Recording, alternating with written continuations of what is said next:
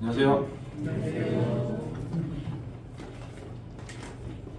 저희 집에서 아이들과 성경 공부하는 본문이 11월 중순부터 요한계시록을 좀 보고 있었습니다. 요한계시록을 같이 보다가 특별히 소아시아의 7교회에 대한 메시지가 요한계시록 2장에서부터 3장까지 나오는데요. 아이들과 함께 교제하다가 성도 여러분들과 함께 또 교제하면 유익이 있을 것 같아서 오늘은 요한계시록 2장부터 좀 교제를 하겠습니다. 이번 주부터 제 시간이 허락되면은 계시록 2장, 3장에 있는 이 7교회에 대한 서신을 연속적으로 좀 교제해 보려고 합니다. 사실 계시록 하면은 막연하게 떠오르는 그런 추상적인 이미지들도 있고 조금 어렵게 느껴지지만 사실은 어떻게 보면 직관적이고 또 어떻게 보면은 또 명확한 부분이 많이 있는 것 같습니다. 그래서 보여주시는 것만 취할 수 있으면 또 그것만으로도 충분히 유익이 되지 않을까 싶습니다.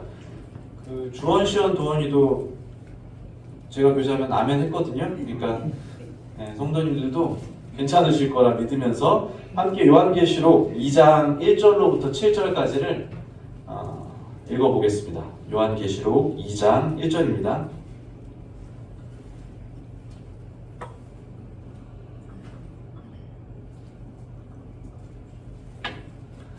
찾으셨으면 제가 1절, 성도님들이 2절 읽어주시면서 1절부터 7절까지 함께 교독하시겠습니다.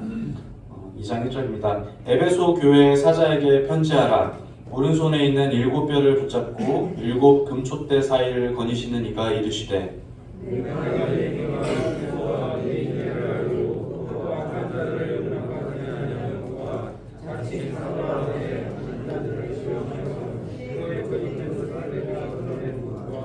또 내가 참고 내 이름을 위하여 견디고 게으르지 아니한 것을 아노라.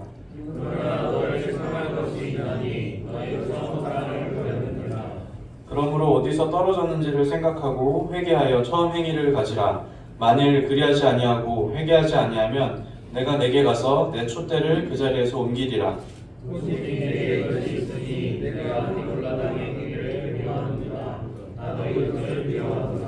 귀 있는 자는 성령이 교회들에게 하시는 말씀을 들을지어다. 이기는 그에게는 내가 하나님의 낙원에 있는 생명나무의 열매를 주어 먹게 하리라. 네, 여기까지만 읽겠습니다. 오늘은 첫 번째 7교회 중에 첫 번째 교회인 에베소 교회에 쓴 편지를 함께 읽으셨습니다. 계시록 1장 12절에 보시면 요한계시록의 수신자에 대해서 명확히 알려주시거든요. 에베소, 서머나, 버가모, 두아디라, 사데, 빌라델비아, 라오디게아 등 7교회에 보내라. 이렇게 7교회는 이제 소위 소아시아라고 불리는 이 지역에 있었습니다. 오늘날로 하면 터키의 서쪽 끝에 있는 이 반도 지역입니다. 작년이었나요? 올해 초였나요? 성지순례 갔다 온 이제 팀에서 이렇게 여기를 갔다 온 사진들과 함께 이렇게 보고를 해주셨었죠. 아마 기억이 나실 겁니다. 이 특정한 예배당을 가리키는 것은 아니고 여기 말하는 이 교회라는 것은 사실은 에클레시아라고 많이들 들어보신 표현일 것입니다. 불러낸 무리들, 또 구별된 무리들. 그래서 해당 지역에 있는 이 그리스도인이 이 편지의 수신자가 되는 것이죠. 에베소에 있는 그리스도인들, 또 서머나에 있는 그리스도인들. 이렇게 이해하시면 될 것 같습니다. 이 편지가 쓰여질 당시에 요한이 이 편지를 쓸 당시에 기독교인들, 그러니까 그리스도인들은 사실은 예루살렘에 있는 그리스도인들을 제외하고는 대부분이 이 소아시아 지역에 집중되어 활동하고 있었습니다.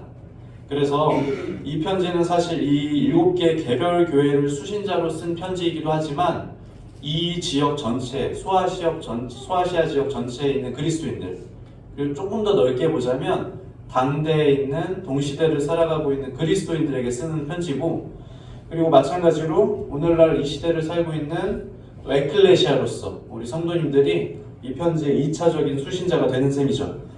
이 7교회에 쓴 편지들은 일정한 공통된 형식을 가지고 있습니다. 첫 번째는 편지에 수신자를 먼저 지정하세요. 어디 교회에 쓰는 편지다라고 수신자를 지정하시면서 이 편지의 서문을 엽니다. 그리고 수신자를 지정하신 다음에는 하나님 자신에 대해서 계시하십니다. 하나님이 어떤 분이신지, 하나님이 또 어떤 특성을 가지고 계신지를 7교회에 각각 하나님을 계시하시면서 이 편지를 시작하시고, 그리고 그 다음에 이어서 교회에 대한 칭찬, 그리고 책망. 물론 칭찬이 없는 교회도 있었고 또 책망이 없는 교회도 있었습니다. 하지만 하나님 자신을 계시하신 다음에 교회에 대한 칭찬과 책망을 이어가십니다.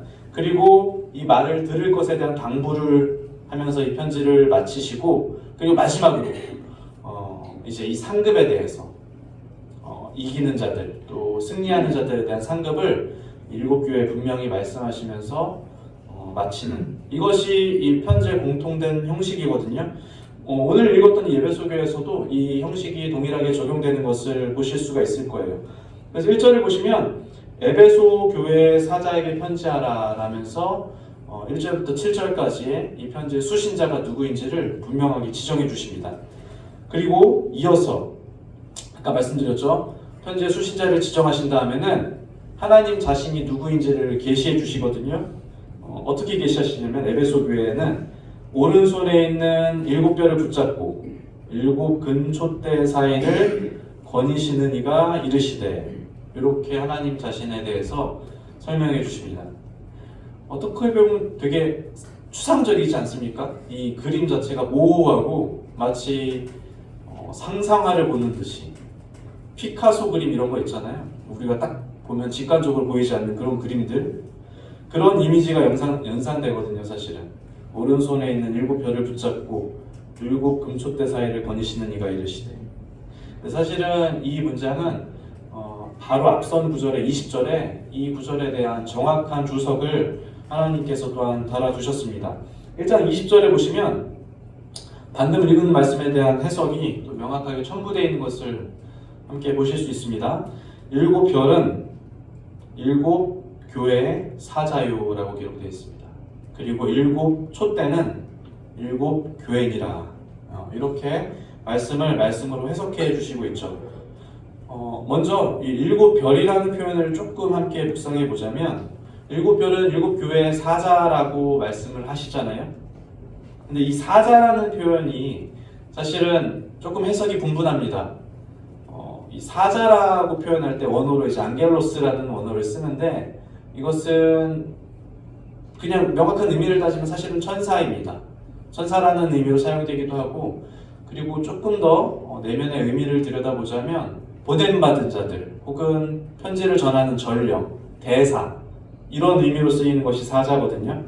그래서 어떤 성경은 여기에 있는 7교회의 사자, 이 사자를 정말로 문자 그대로 천사로 번역하기도 하고, 또 어떤 성경은 이것을 교회의 인도자 혹은 교회의 목회자, 교회로 부름받은 자들, 어떤 사람을 해석을 하기도 합니다.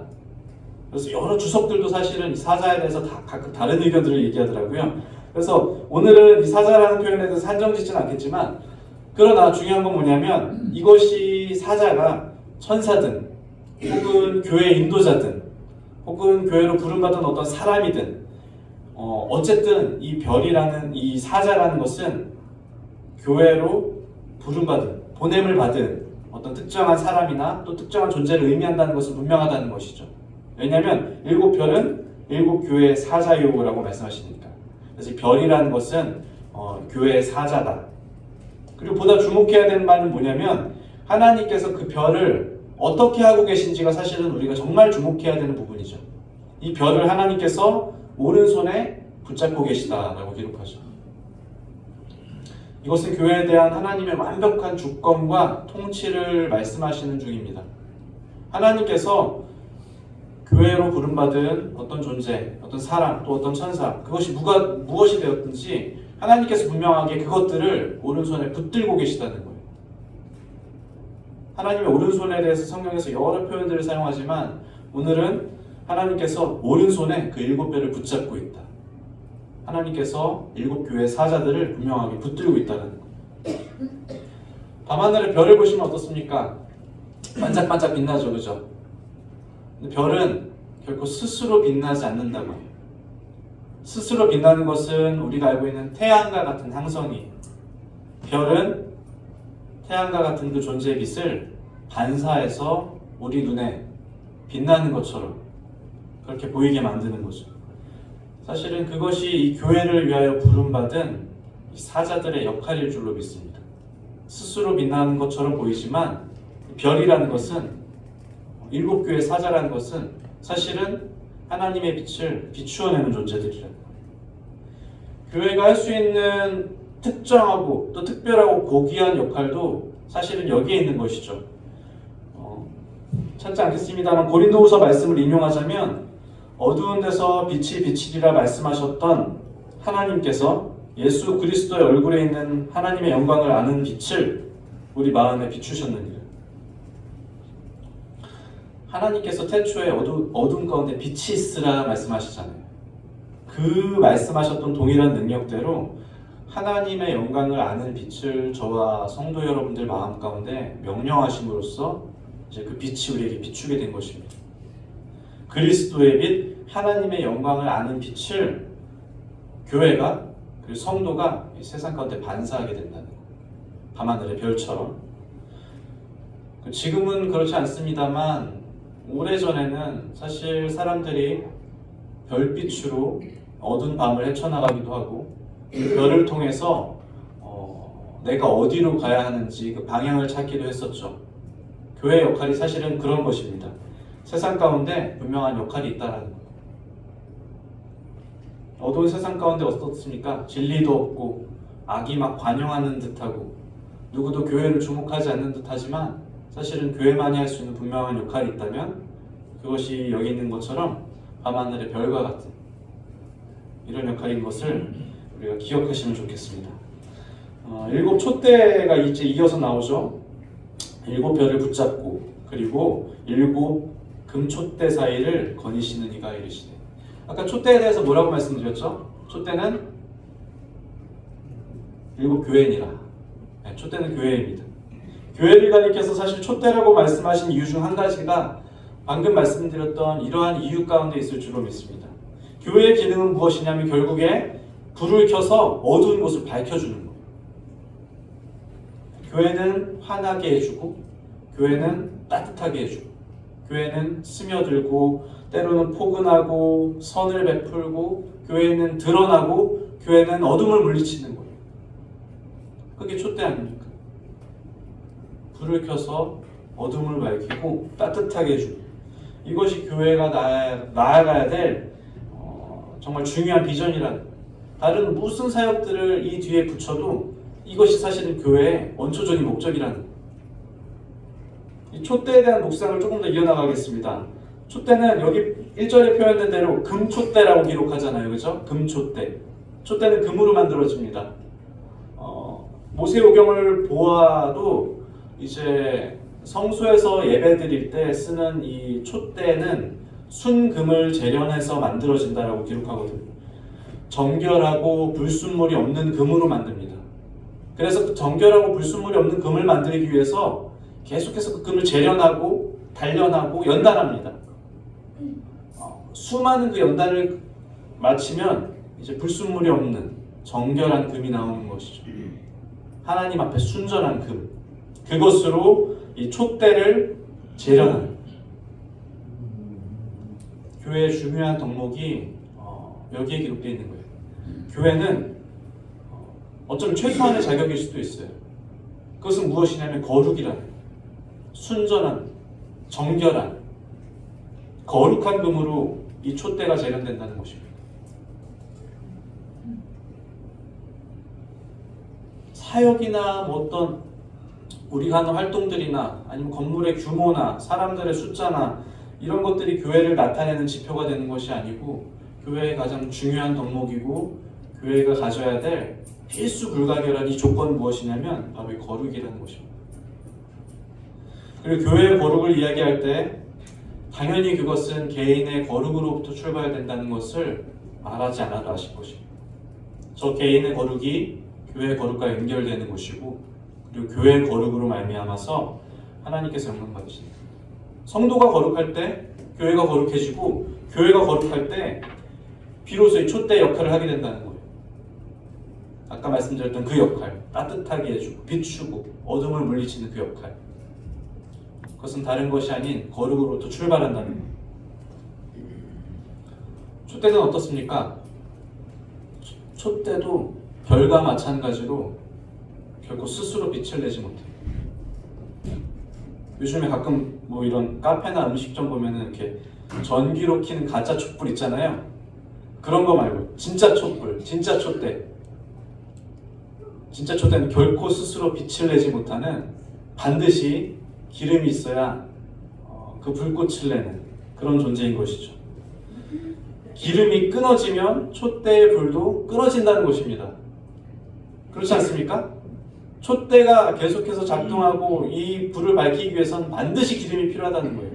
그렇다면 이 교회를 꺼지지 않도록, 교회가 끊임없이 타오를 수 있도록, 교회가 계속해서 따뜻할 수 있도록 교회를 지속 가능하게 만드는 것은 무엇이냐는 거예요. 이것은 기름이잖아요. 그죠? 오직 기름 부으시는 성령의 역사 외에는 우리 교회가 지속 가능할 수가 없다는 것입니다. 성령님의 임재 없이 아무리 좋은 시스템을 갖고 온들, 성령님의 임재 없이 아무리 좋은 목회자를 데리고 온들, 성령님의 기름 부으심 없이 뭐 어떤 걸 갖고 오더라도, 많은 재정이 있다 하더라도 사실은 그것은 교회가 아닌 기업일 뿐이에요. 그렇지만 반대로 우리 가운데 성령님의 기름 부으심이 있다면, 성령님께서 우리 위에 이 기름을 부어주신다면 우리 가운데 아무 것이 없더라도 우리는 교회다운 교회가 될 수 있는 것이죠. 이것이 촛대가 상징하는 바인 것입니다. 정말로 간절하게 그래서 우리가 구해야 될 것이 무엇인지가 이제 점점 더 명확해지는 것입니다. 오늘의 아침에 함께 드렸던 이 예배 가운데 우리가 구해야 될 게 무엇입니까? 성령님께서 함께 하시는 거예요. 이제 저와 함께 이 말씀을 나누고 계시는데, 이 말씀 가운데 저와 성도 여러분들께서 정말 간절하게 구해야 되는 것도 그것입니다. 성령님께서 기름 부으시는 것, 함께 하시는 것. 예배 가운데, 말씀 가운데, 주일학교 사역 가운데, 학생의 사역 가운데, 뭐 어떤 소모임이라도, 자매회든지 청년회든지 어떤 교회에서 이루어지는 교제 가운데서 정말 간절하게 우리가 구해야 되는 것은 성령님께서 함께 하시는 것. 그것이 아니면 이 불꽃이 지속될 수가 없다는 것. 이제 이 일곱 금촛대 사이를 하나님께서 어떻게 보고 계시는지 1절 후반절에 이렇게 기록합니다. 일곱 금촛대 사이를 거니시는 이가 이르시되. 거닐다라는 표현이 사용되는데 두루 다니다라는 뜻이에요. 두루 다니다. 창세기 3장에 보시면 하나님께서 에덴 동산을 거니신다라고, 동산에 거니시는 여호와 하나님이라는 표현이 등장합니다. 하나님께서 그 에덴 동산에 실제적으로 임재하셨다라는 것.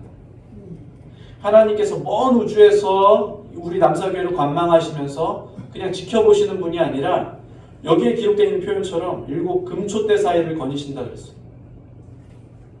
금촛대는 교회라고 말씀드렸잖아요. 교회 사이를 거니시는 이가.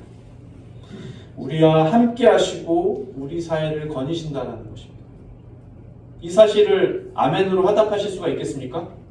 하나님께서 우리 사이에 함께 하시고 오늘날 이 예배 가운데, 말씀 가운데, 이 가운데 거니신다. 만약에 이것이 우리 마음속에 깊이 공감이 되고 정말로 아멘이 된다면 오늘의 예배는, 또 오늘의 말씀은 분명히 뜨거울 수밖에 없는 거예요. 하나님께서 함께 하시니까. 성령님이 우리에게 함께 하시고 우리에게 기름 부으시기 때문에.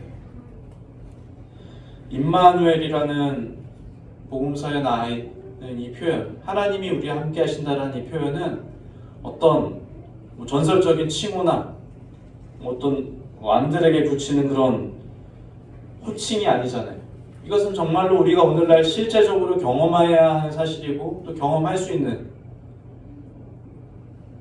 우리 신앙의 정체성 아닙니까? 임마누엘의 하나님. 일곱 금촛대 사이를 거니시는 이가 오늘날 저와 성도님들 사이에도 분명하게 거니시고 계신 줄로 믿습니다. 그래서 이 말씀 가운데 우리는 정말로 하나님 감사합니다. 우리 가운데 함께 해주셔서 감사합니다. 말씀 가운데 함께하여 주시고 예배 가운데 함께하여 주시고 성도님들 가운데 함께하여 주셔서 감사합니다 라는 고백을 드릴 수밖에 없어요. 2장 2절을 보시겠습니다. 이제 하나님에 대한 소개가 마친 후에 이 에베소 교회에 대한 칭찬으로 이어지는 것을 우리가 볼 수가 있습니다. 내가 내 행위와 수고와 인내를 알고 또 악한 자들을 용납하지 아니한 것과 저칭 사도라 하되 아닌 자들이 시험하여 그의 거짓된 것을 내가 드러낸 것과 또 내가 참고 내 이름을 위하여 견디고 게으르지 아니한 것을 아노라. 7교회에 대한 칭찬이 이제 계속해서 이어지고 또 7교회에 대한 책망도 계속해서 이어지는 것을 보게 되실 것입니다. 그렇지만 아까 말씀드린 것처럼 이 2장, 3장이 당대 그리스도인들을 향한 편지고 또 오늘날 우리에게 교훈하시고자 기록하신 것이 목적이라면 하나님께서 교회를 향한 이 칭찬들은 결국에 무엇이 되냐면 우리가 따라가야 될, 우리가 지향해야 될, 우리가 목표로 해야 되는 그런 가치가 된다는 거예요. 만약에 이 7교회들에게 어떤 특정한 칭찬을 했다라면 그 칭찬이 남사교회가 따라가야 될 목표가 될 수 있다는 것이고, 반대로 7교회들에 대한 책망이 이어지잖아요. 그 책망이 무엇이든지 간에 우리 교회가 거부해야 되는, 또 피해야 되는 그런 단점이 된다는 거예요. 에베소 교회에 대한 첫 번째 장점, 첫 번째 칭찬은 방금 읽은 2절에 기록되어 있는 인내라는 것입니다. 인내. 여기에 있는 인내가 3절에도 비슷한 표현을 써서 이어지는 것을 함께 보셨어요. 또 내가 참고, 그죠? 그리고 내 이름을 위하여 견디고, 인내, 참고, 견디고 이런 단어들을 반복적으로 기록함으로써 우리는 에베소 교회의 장점 중에 한 가지가 다른 것이 아니라 인내라는 것을 볼 수가 있어요. 참고 견디는 이 인내라는 것이 참 많은 의미를 내포하고 있죠. 이 에베소라는 지역은 역사적으로 이 소아시아의 서쪽 끝에 위치해 있습니다. 그래서 에게해와 접해 있고 또 지중해로 나가는 관문입니다. 이렇게 바다랑 접해 있는 도시들은 대부분 크게 발달하죠. 무역이든 뭐 어떤 상업이든 우리나라로 따지면 마치 부산과 같은 도시예요. 굉장히 무역으로도 발달하고 상업으로도 발달하는, 인구도 많았습니다. 굉장히 큰 도시였고, 그래서 로마가 이 소아시아 지역을 다스릴 때 이 에베소를 이 다스리는 지역의 수도로 삼을 만큼 중요한 도시였어요. 문화적으로도 왕성했고 종교적으로도 더 왕성했던 도시였어요. 바울 사도행전에서 보시면 바울의 전도 여행 중에 이 에베소에 지나가는 장면이 나오는데 이 에베소 사람들이 아데미 여신을 모시고 있었습니다. 그래서 아데미 여신을 모시는 사람들과 이 바울 일행과의 충돌이 잘 기록되어 있잖아요. 근데 그 아데미 신전은 규모가 엄청나게 컸다라고 기록해요. 이 아데미 여신을 모시는 신전의 크기가 길이가 100m, 그리고 넓이는 40m. 이 유적지가 아직도 남아있다라고 그러더라고요. 그리스의 유명한 파르테논 신전 있잖아요. 그 신전의 4배 크기랍니다. 그러니까 에베소의 사람들이 얼마나 종교적으로 왕성했는지를 이 아데미 신전을 통해서 볼 수가 있다는 거예요. 지금 굳이 에베소라는 지역에 대해서 설명드린 이유가 있습니다. 뭐냐면은 물질적으로, 문화적으로, 종교적으로 풍성한 이 에베소에 사는 이 에베소의 그리스도인들이 지금 무엇으로 칭찬받고 있습니까? 인내로 칭찬받고 있다. 무엇으로 하나님을 기쁘게 하고 있냐면 이 에베소 사람들은 인내로 하나님을 기쁘게 하고 있다는 거예요. 인내함으로, 참음으로, 견딤으로 그들의 믿음을 지키고 있다는 거예요. 저는 이 에베소에 사는 사람들의 마음을 잘 이해하지 못하겠습니다. 당시에 살아보지 않았으니까. 그렇지만 짐작할 수 있는 건 얼마만큼 이들이 수많은 유혹을 견뎌야했을까. 당시의 그리스도인으로서 또 초기 그리스도인으로서 물질의 부유와 쾌락과 우상숭배의 유혹과 이런 문화 가운데 그들이 분명히 인내해야 됐다는 거예요. 그리고 초기 기독교 시대에 많은 박해와 환란 가운데도 그들은 참아야 됐다는 것입니다. 수많은 그런 불신자들의 조롱, 그런 것들도 그들은 계속해서 견뎌나가는 거예요. 예수님의 재림을 믿으면서 기다리지만 얼마나 기약 없는 기다림이었겠습니까? 이 에베소 사람들이 견뎌내야 되는 이 기간과 이 신앙의 삶이. 근데 어쨌든 그들은 오래 참고 견디고 인내했고, 그래서 하나님께서 그들의 믿음을 인내라는 단어로서 칭찬하고 계시다는 거예요. 이것이 사실 우리가 오늘날 따라가야 될 분명한 본이 되는 것이죠. 어쩌면 오늘날 성도님들과 저가 살아가는 이 시대도 에베소만큼 더할 수도 있고요. 화려하고 또 풍성하고 유혹 많은 이런 세상 문화 가운데 살아가고 있는 줄로 믿습니다. 오늘날의 성도들에게도 이것이 동일하게 적용되는 부분이 있을 거예요. 어쩌면 에베소 사람들이 우리에게 말씀할 기회가 있다면 이렇게 말씀하실 거예요. 오래 참으십시오. 오래 견디십시오. 인내하십시오. 에베소 성도님들이 남사교회 성도님들 보면서 아마 그렇게 말씀하고 계실 수도 있어요. 여기서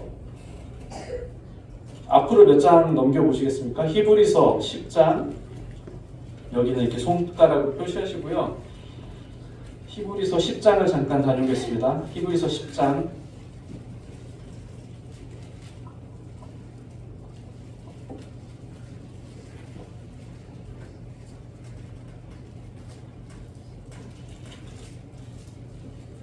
히브리서 10장 36절입니다. 다 같이 읽어주시면 감사하겠습니다. 시작. 너희에게 인내가 필요함은 너희가 하나님의 뜻을 행한 후에 약속하신 것을 받기 위함이라. 네, 너희에게 인내가 필요함은 너희가 하나님의 뜻을 행한 후에 약속하신 것을 받기 위함이라. 인내가 없이는 끝까지 갈 수가 없다는 거예요. 오래 참고 견디고 인내하지 않고는 우리의 약속하신 그 때까지 우리가 결국 끝까지 갈 수가 없다는 거예요. 그리스도께서 얼마나 오래 참으셨는지를 우리는 잘 알고 있습니다. 예수 그리스도께서 인내하심으로 우리에게 본을 보이셨던 만큼 이제 성도 여러분들, 또 저 마찬가지, 이제 우리 또한 인내함으로 유혹과 비난과 조롱과 이 문화를 분명하게 견딜 수가 있다는 거예요. 오래 참음으로 우리에게 약속하신 것을 받을 때까지, 그때까지 견디시기를 바랍니다. 2장 2절 하반절을 보시겠습니다. 에베소 교회의 두 번째 장점을 또 기록합니다. 또 악한 자들을 용납하지 아니했다라고 하죠.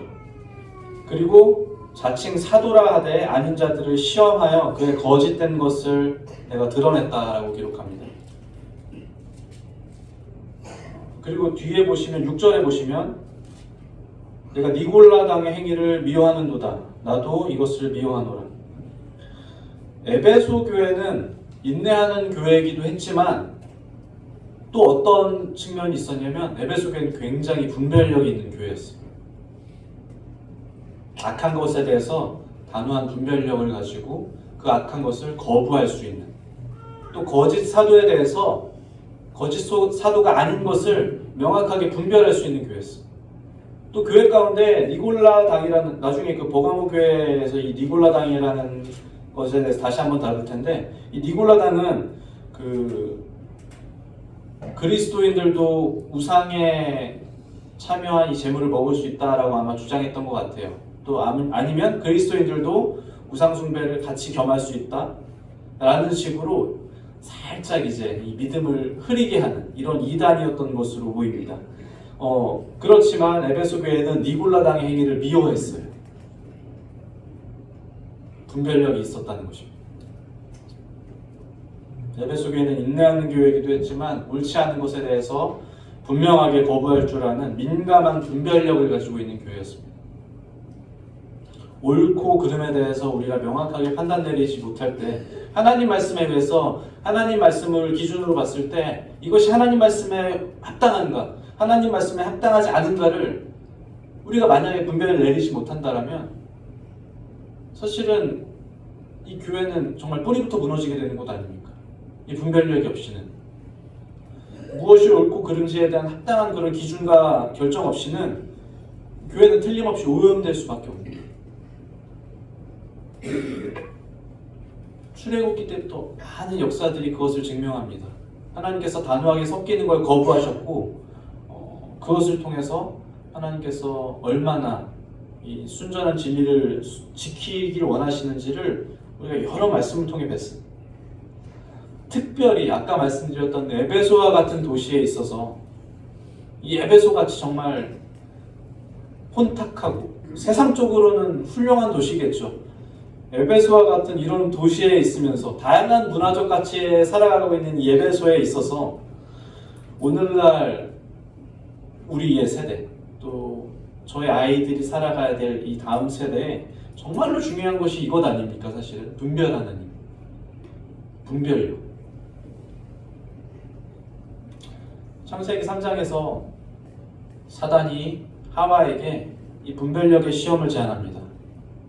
정말로 하나님께서 그렇게 말씀하시더냐? 라면서 사단이 뱀의 모습으로 위장한 사단이 하와에게 이 분별력의 시험을 슬그머니 내놓습니다.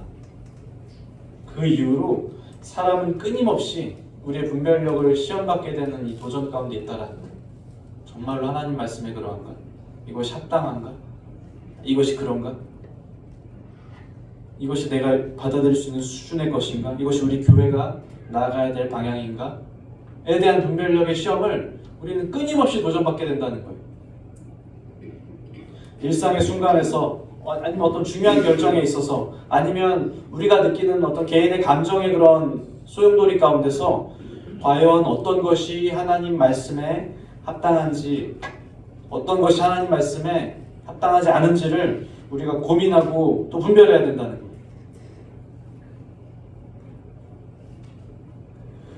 헨리 나우엔이라는 사람의 책에서 그 분별력에 대한 구절이 있는데 제가 한 구절을 발췌해 왔습니다. 잠깐 읽어드리겠습니다. 우리가 참여하는 여러 활동, 시간을 잡아먹는 여러 가지 일, 우리를 둘러싼 많은 소리는 하나님의 임재와 뜻을 알려줄 부드럽고 조용한 소리를 듣기 어렵게 한다. 분별은 하나님께 귀를 기울이고 하나님의 임재에 주목하고 격려하시고 지시하시고 지도하시고 인도하시는 하나님께 순종하는 것이다. 분별이란 더 낮은 소리에 귀를 기울이고 다른 박자에 발맞추어 가는 것이다. 분별이란 열심히 귀를 기울이는 것이다. 결국에 하나님 말씀에 답이 있다는 거예요. 이 분별에 대해서. 에베소 교회는 분별하는 교회였잖아요. 같이 읽으시지 않았습니까? 에베소 교회는 분별하는 교회였어요. 에베소 교회는 악한 자들을 용납하지 않았으며 거짓 사도들을 걸러낼 줄 알았으며 니골라당의 행위를 미워할 줄 아는 분별하는 교회였어요. 그 말인 즉슨 에베소 교회는 하나님 말씀에 귀를 기울이는 교회였다는 거예요. 그들이 무엇으로 그것을 분별할 수 있겠습니까? 저는 간절하게 남사교회가 분별력 있는 교회가 되기를 원합니다. 저는 간절하게 저와 저희 아이들이 살아갈 이 세대가 정말 분별력 있는 세대가 되길 원해요. 악한 자들에 대한 분별, 거짓 선지자들에 대한 분별, 다른 문화에 대한 분별, 여러 가지 분별에 대한 시험이 이제 우리에게 닥쳐올 때 우리는 틀림없이 하나님 말씀에 귀를 기울임으로써 이 분별에 대한 이 도전을 명확하게 이겨낼 줄로 믿습니다. 이제 이어서 에베소 교회에 대한 책망이 이어지는 것을 좀 찾아보겠습니다. 2장 4절입니다.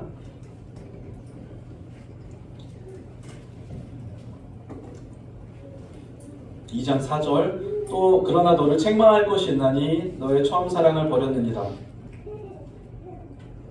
네, 많이 들어보신 말씀이시죠? 너의 처음 사랑을 버렸느니라. 사람과의 관계도 사실은 뜨거웠다가 식어지잖아요. 이건 당연한 수순입니다. 어떤 그 대학교 연구진들이 굉장히 쓸데없는 조사를 했는데 이 사랑의 유효기간을 조사했어요. 사람들의 어떤 사랑의 유효기간 이런 것들을 조사했는데 대략 통계적으로 18개월에서 30개월이 사랑의 유효기간이다. 왜냐하면 사람이 사랑을 할 때 나오는 호르몬들이 있대요. 뭐 도파민이라든지 페닐에티아민인가 뭐 이런 호르몬들이 나온다는데 그 호르몬들이 18개월 동안은 많이 분비되다가 18개월쯤 되면 1년 반 정도죠. 1년 반 정도 되면 그 호르몬의 분비가 줄어든다고 합니다. 그래서 점점 그 설렘의 강도가 떨어지고 점점 표현의 강도도 떨어지는 것이죠.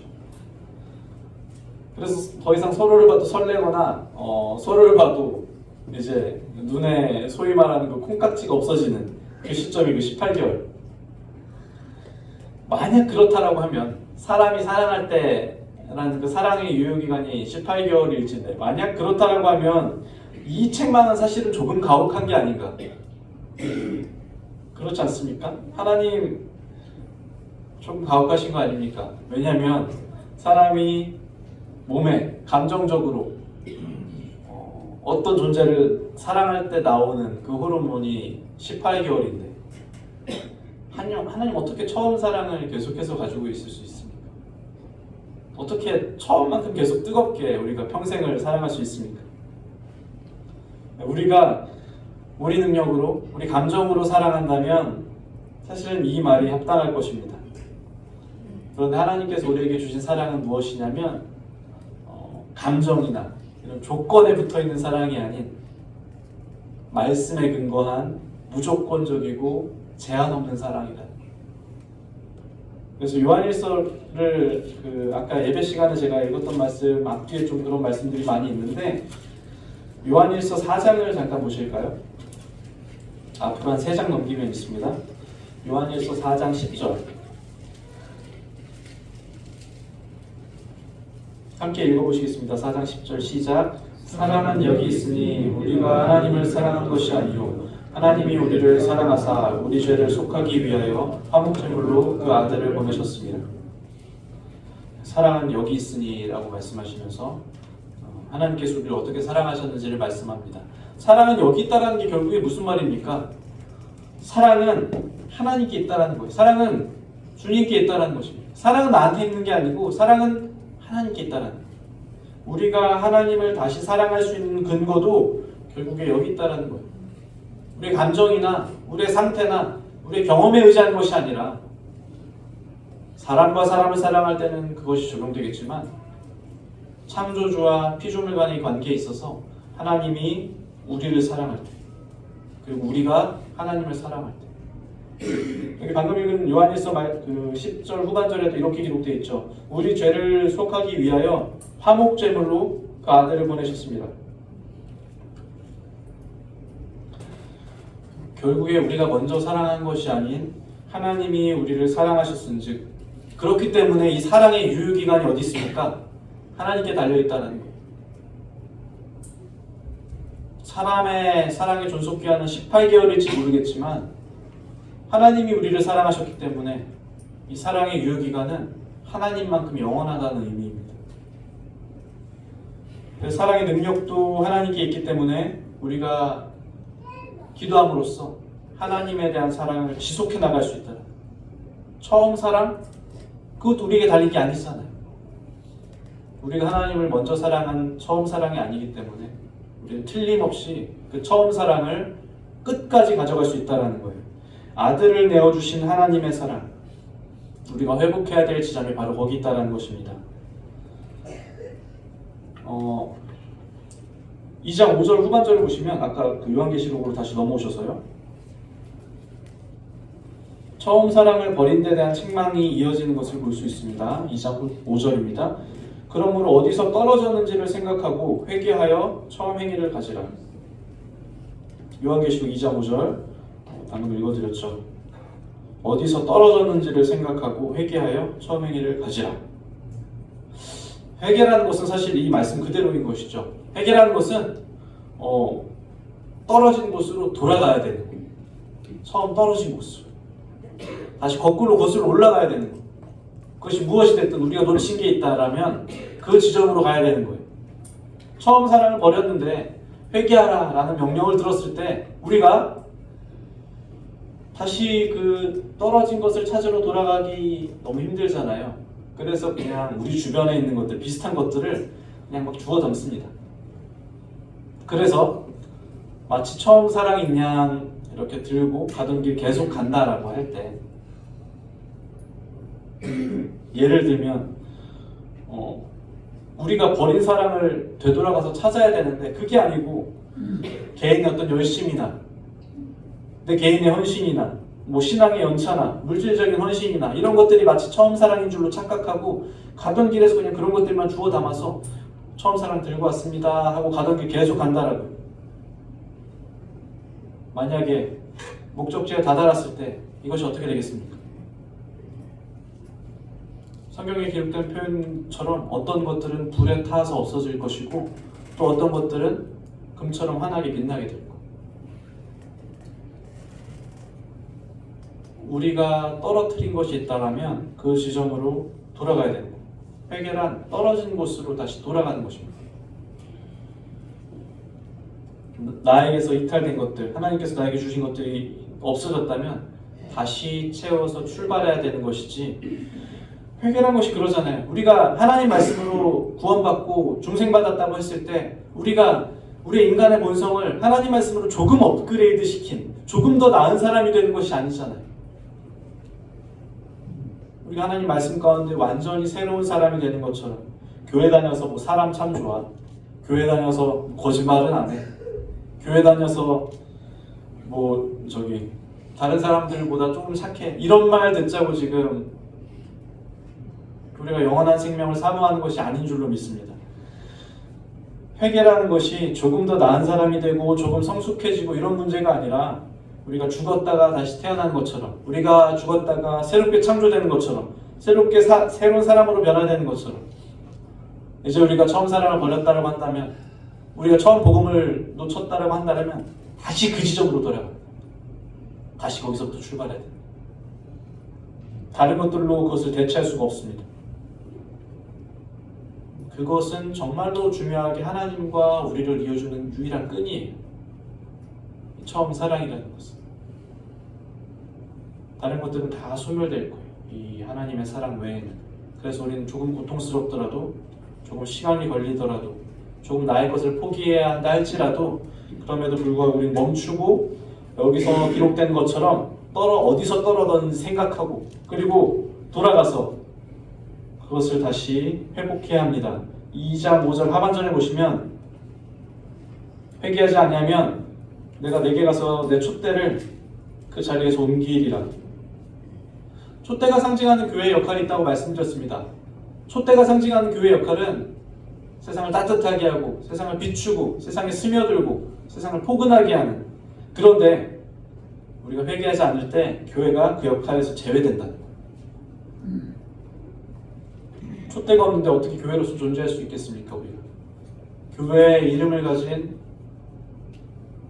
그냥 어떤 공동체가 되는 것이죠. 이제 이 에베소 교회에 대한 칭찬과 책망을 마치면서 마지막에는 상급을 말씀해 주십니다. 7절에 보시겠습니다. 귀 있는 자는 성령이 교회들에게 하시는 말씀을 들을지어다. 이기는 그에게는 내가 하나님의 낙원에 있는 생명나무의 열매를 주어 먹게 하리라. 하나님 낙원에 있는 이 생명나무는 마치 어떤 장면이 연상되십니까? 창세기에 있는 이 에덴 동산의 그 모습이 연상되시죠? 낙원에 있는 이 생명나무의 모습은 하늘나라에 대한 모형이기도 하고, 이 창조의 질서가 다시 회복된다는 거예요. 우리가 하나님 말씀에 순종하고 따라갈 때, 이 교회가 순종하고 따라갈 때 우리에게 약속된 것이 분명히 있다라는 거예요. 약속하신 이 하늘나라에 대한, 약속하신 상급에 대한 이 말씀이 분명하게 기록되어 있어요. 그런데 단서가 있잖아요. 7절 중간에 보시면 이기는 그에게는 이라고 이 단서를 붙이시잖아요. 단서가 있다라는 거예요. 모두에게 약속된 것이 아니고 이기는 그에게. 이긴다라는 표현이 무엇을 의미합니까? 이것은 분명하게 승리해야 되는 싸움이라는 것입니다. 이것은 그냥 걸어가야 되는 그런 길이 아니고 우리가 영적 전투 가운데 치열하게 싸워서 쟁취해야 되는, 승리해야 되는 싸움이 우리에게 있다는 거예요. 에베소 교회 성도들이 어땠습니까? 그 복잡한 에베소 도시 가운데, 그 화려한 문화 가운데서 수없이 많이 자신의 신앙들을 방해하는 것들과 인내하고 분별함으로써 싸워서 이겨냈던 것처럼 믿음을 지킨다는 것은 결국에 그런 치열한 싸움이 동반된다는 것을 분명하게 말씀하시는 거예요. 저와 성도님들에게도 분명하게 그런 치열한 싸움이 있기를 바랍니다. 좀 평화롭게 살고 싶은데, 좀 그냥 아무 일 없이 슴슴하게 이렇게 믿음 생활하고 싶은데 싸움이 있으면 좀 안 좋은 거 아닙니까? 어느새 그런 평화에 길들여지니까 영적인 그런 전투를 회피하는 본성이 저에게 자리 잡더라고요. 그냥 되는 대로 이렇게 슴슴하게 살아가고 싶은데. 동물원에 보면 야생성을 잃어버린 동물들 있잖아요, 그죠? 사람들 손에 길러져가지고 동물원에 있는 동물들이 야생성을 잃어버렸어요. 그래서 이들을 야생에 풀어놓으면 생존하지 못한다고 하더라고요. 사람의 손에 사육당한 이 동물들이 야생성을 잃어버려서 야생으로 돌아가게 됐을 때 그들이 생존하지 못한다는 거예요. 그들의 본성을 잃어버려요. 성도의 본성은 무엇입니까? 동물에게 야생성이 있다면 성도에게는 뭐가 있어요? 제가 느끼기로는 영성이라는 게 있어요. 우리가 영적인 싸움을 지속한다면 우리의 영성은 계속해서 성장하고 회복하는 것이고, 우리가 영적인 싸움 가운데서 회피한다면 우리의 영성을 잃어버리게 됩니다. 우리가 에베소에 있다면 이 싸움을 결코 피할 수가 없었을 것입니다. 지난주에 주일 교제에서 형제님 말씀으로 이 영적 전투에 대한 얘기를 에베소서 말씀이었어요. 마침 에베소서 말씀이 그 영적 전투에 대한 이야기를 쭉 해주셨잖아요. 그래서 우리에게 주어진 무기에 대해서도 쭉 설명해 주셨어요. 기억나시죠? 진리의 띠, 의의 흉배, 복음의 신, 믿음의 방패, 구원의 투구, 그리고 성령의 검. 이건 싸우라고 준 거 아닙니까? 이 전신갑주를 싸우라고 준 것도 아닙니까? 장식품이 아니잖아요. 이것으로 멋진 장비가 있다 이렇게 자랑하라고 준 것도 아니고 전투용이잖아요. 호신용도 아닙니다. 어디 전시하는 그런 용도도 아니에요. 전쟁터에 있는 군인으로서 저와 성도 여러분들이 이 에베소 도시 한가운데 놓여져 있다라는 거예요. 오늘날 이 세대 가운데 놓여져 있다라는 거예요. 전쟁터에서 나는 안 싸울래 이렇게 해도 누구도 그 말을 들어주지 않는 것처럼 어쨌든 저와 성도 여러분들은 한 싸움으로 부르심을 받았다는 거예요. 두렵지만, 그래서 많은 것들을 희생해야 되지만 그래도 해야만 하고 또 할 수 있는 싸움입니다. 이것을 분명하게 믿으시길 바랍니다. 하나님께서 이 에베소 교회에 주신 격려와 이 책망의 말씀은 다른 나라, 다른 교회의 이야기가 아니라 오늘날 이 시대를 살고 있는 저와 성도 여러분들에게 동일하게 주시는 말씀입니다. 에베소 교회가 충성했다면 우리도 할 수 있고, 에베소 교회가 하나님께 기쁨이 됐다면 우리도 할 수 있다는 거예요. 한번 따라해 보시겠습니까? 제가 드리는 말을 한번 따라해 보세요. 우리는 인내할 수 있고, 우리는 분별할 수 있으며, 우리는 다시 사랑할 수 있습니다. 아멘이십니까? 네, 함께 기도하겠습니다.